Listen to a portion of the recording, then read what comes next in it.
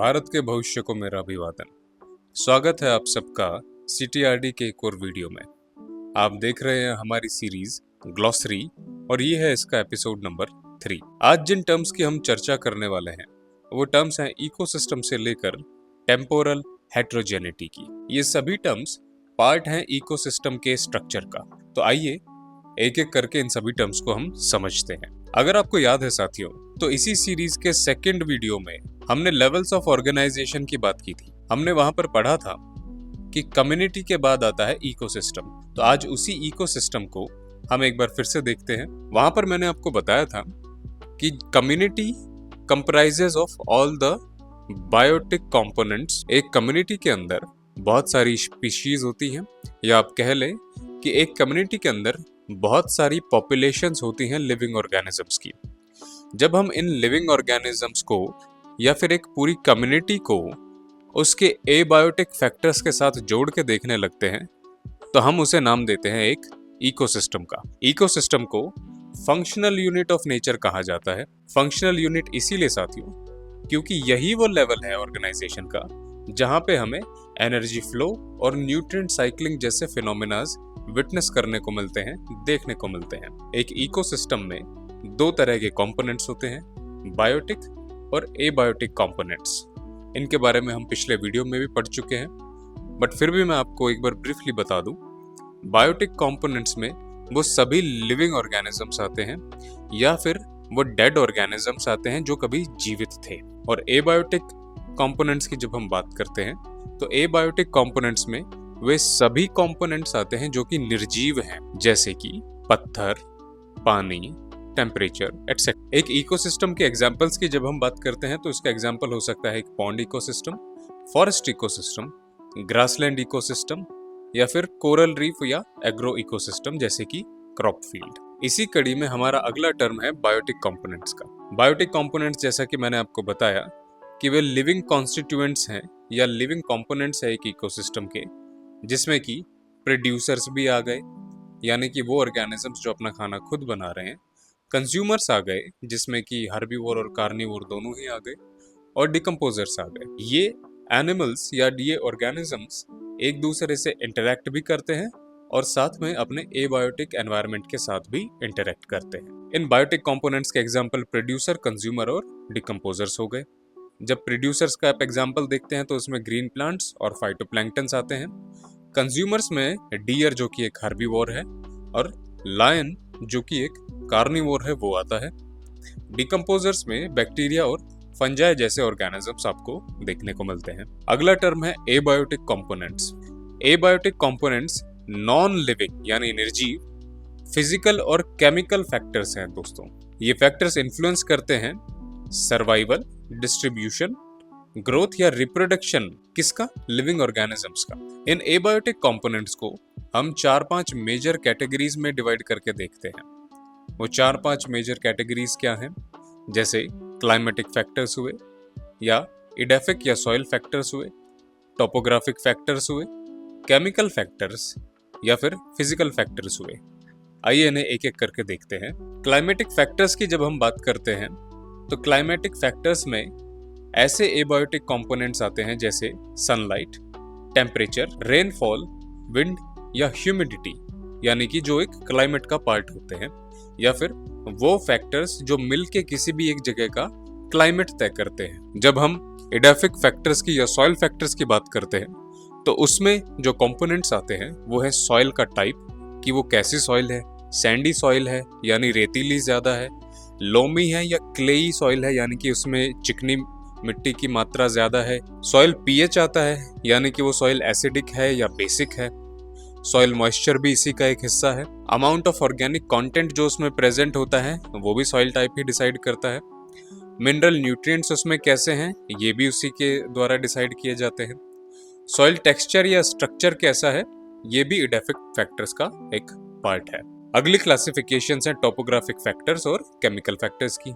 जब हम topographic factors की बात करते हैं तो हम भौगोलिक परिस्थितियों की बात कर रहे हैं या ज्योग्राफिकल फैक्टर्स की बात कर रहे हैं, जैसे कि एल्टीट्यूड यानी कि वो जगह जो है वो किस हाइट पर लोकेटेड है, वहां पर स्लोप हमें कैसा देखने को मिल रहा है, स्टीप स्लोप है या फिर कम स्लोप है, उसका एस्पेक्ट कैसा है स्लोप का, यानी कि उसकी डायरेक्शन क्या है स्लोप की, या फिर लैटिट्यूड, क्योंकि लैटिट्यूड के बदलने से क्लाइमेट भी हमें बदलता हुआ नजर आता है।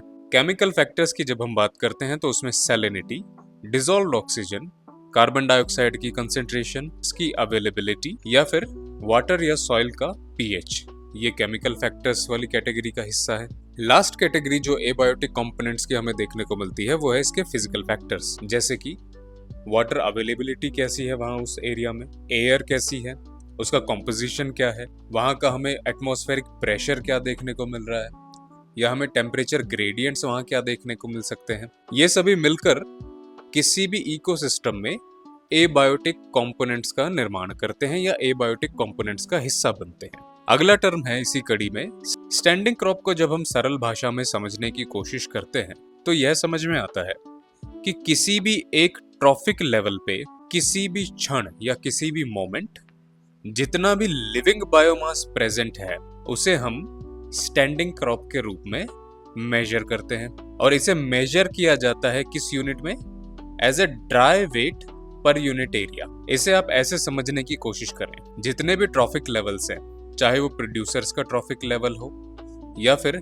कंज्यूमर्स का ट्रॉफिक लेवल हो या फिर डिकम्पोजर्स का एक ट्रॉफिक लेवल हो, वहां पे जितना भी किसी भी एक ट्रॉफिक लेवल पे, मान लीजिए हमने कंज्यूमर्स का एक ट्रॉफिक लेवल लिया, कंज्यूमर्स के ट्रॉफिक लेवल पे जितने भी एनिमल्स प्रेजेंट हैं, जब हम उन सभी का ड्राई मास लेते हैं पर यूनिट एरिया, जैसे कि 1 हेक्टेयर में कितने एनिमल्स या कितने कंज्यूमर्स प्रेजेंट हैं, उनका जब हम ड्राई वेट लेते हैं तो वो एक स्टैंडिंग क्रॉप कहलाता है। इसके एग्जांपल्स हैं आपके सामने कि total biomass of phytoplankton in a lake at a given time, कि अगर आप किसी भी लेक में एक टोटल अमाउंट ऑफ फाइटोप्लैंक्टन्स हैं तो उनका ड्राई वेट कैलकुलेट करेंगे तो वो स्टैंडिंग क्रॉप कहलाएगा। दूसरा एग्जांपल है आपके सामने कि किसी भी फॉरेस्ट में 1 हेक्टेयर में जितने भी ट्रीज हैं उन सब का आप ड्राई बायोमास कैलकुलेट करेंगे तो वो वहां का स्टैंडिंग क्रॉप कहलाएगा। इसी से जुड़ी हुई अगली टर्म है स्टैंडिंग स्टेट। साथियों, जब हम स्टैंडिंग क्रॉप की बात कर रहे थे तो हम बात कर रहे थे लिविंग बायोमास की, लेकिन जब हम स्टैंडिंग स्टेट की बात कर रहे हैं तो हम बात कर रहे हैं इनऑर्गेनिक न्यूट्रिएंट्स की, यानी कि स्टैंडिंग स्टेट में हम बात करते हैं total amount of inorganic nutrients जो किसी भी इकोसिस्टम में प्रेजेंट होते हैं at a given point of time. और इनऑर्गेनिक न्यूट्रिएंट्स की अवेलेबिलिटी से हमारा क्या मतलब है साथियों?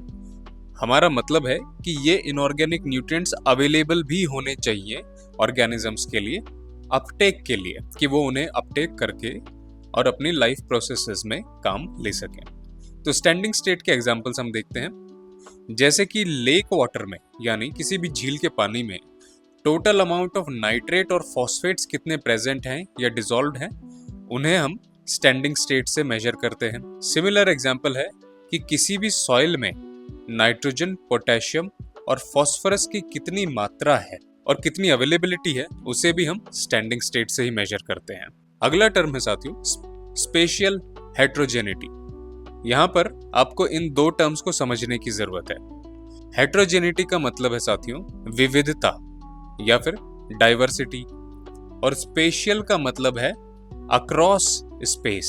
इन टर्म्स को समझने के बाद अब आपको इसकी डेफिनेशन आराम से समझ में आ जाएगी। स्पेशल हेट्रोजेनिटी का अर्थ है कि वो वेरिएशन जो हमें एनवायरमेंटल कंडीशंस में देखने को मिलती है या रिसोर्सेज में देखने को मिलती है या बायोलॉजिकल कंपोनेंट्स में देखने को मिलती है जब हम एक स्पेस से दूसरे स्पेस में जाते हैं या अक्रॉस द स्पेस हम ट्रैवल करते हैं। इसका उदाहरण है साथियों, मान लीजिए आप किसी भी एक वैली में एक जगह से दूसरी जगह जा रहे हैं।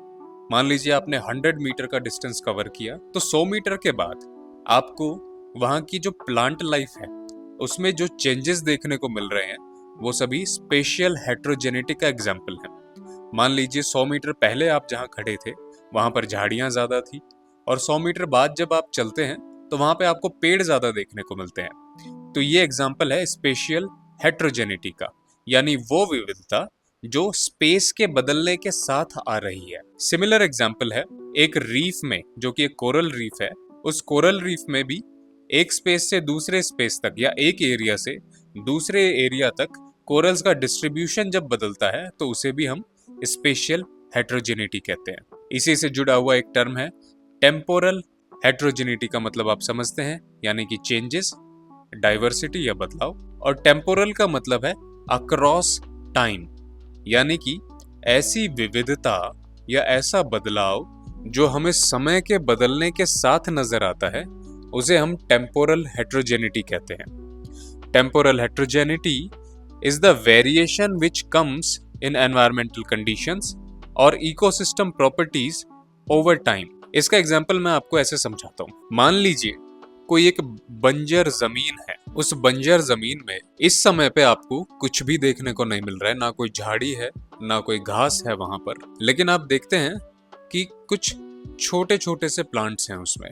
फिर बारिश का सीजन आता है और आप उसी बंजर जमीन में देखते हैं कि घास उगाई है, घास के साथ झाड़ियां उगाई हैं। झाड़ियों के उगने के साथ आप देखते हैं कि जब बारिश का सीजन खत्म हो रहा है तो बारिश के सीजन को खत्म होते होते वहां पर आपको कुछ बड़े पेड़ ऐसे नजर आते हैं जो स्प्राउट हो रहे हैं। तो ये जो बदलाव आपको सीजन के बदलने के साथ दिखाई दे रहा है, ये कहलाता है टेम्पोरल हेट्रोजेनिटी। यही टेम्पोरल हेट्रोजेनिटी हमें इकोलॉजिकल सक्सेशन में भी देखने को मिलती है, यानी कि किसी भी एक जगह में वहाँ की वेजिटेशन या वहाँ की बायोटा में जो बदलाव समय के साथ आता है, उसे हम टेम्पोरल हेट्रोजेनिटी कहते हैं। इन सभी को हम एक लाइन में समझने की कोशिश करते हैं। जब हम स्टैंडिंग क्रॉप की बात कर रहे हैं तो हम वहाँ लिविंग बायोमास की बात कर रहे हैं पर यूनिट एरिया। जब हम स्टैंडिंग स्टेट की बात कर रहे हैं तो हम इनऑर्गेनिक न्यूट्रिएंट्स की बात कर रहे हैं जो अवेलेबल है पर यूनिट एरिया। सिमिलरली जब हम स्पेशल हेट्रोजेनिटी की बात कर रहे हैं तो हम बात कर रहे हैं वो वेरिएशन की जो अक्रॉस द स्पेस हमें देखने को मिल रही है।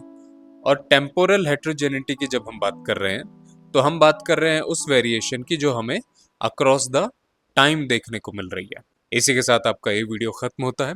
हम जल्द मिलेंगे अगले वीडियो के साथ। तब तक के लिए जय हिंद।